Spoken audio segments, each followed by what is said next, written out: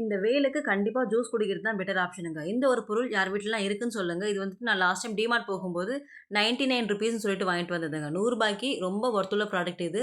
ரொம்ப அழகா இருந்தது, ஹேண்டியாவும் இருந்தது. எனக்கு தெரிஞ்சு சாத்துக்குடி பிழியறதுனாலே ஒரு மாரி மெஷர்மென்ட் கப்பு மாரி வரும். அத நம்ம பிழிஞ்சு குடிக்கிற மாரி தான் இருக்கும். இப்ப நெறைய விதவிதமான பொருட்கள்லாம் நமக்கு டிமார்ட்லயும் சரி, நம்ம நியர்பை இருக்கக்கூடிய கடைகள்லயும் சேல் ஆயிட்டு தான் இருக்கு.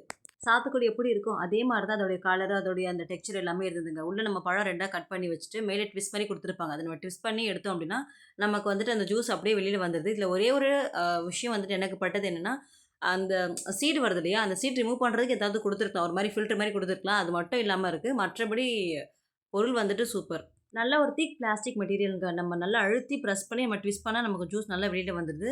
உடையுமா அந்த மாரி எந்த டவுட்டடும் வேணாம். நல்லாவே இருக்கு. நான் இந்த ப்ராடக்ட்டோட கோடு இல்லாட்டி இந்த வெப்சைட்ல கிடைச்சா நான் டேக் பண்றேன் செக் பண்ணிக்கோங்க. ஐஸ் கட்டி எதுவும் போடாம நல்லா வெயிலுக்கு குளு குளுன்னு இருக்கட்டும்ன்ட்டு 3 பேரும் ஜூஸ் போட்டு குடிச்சாச்சு.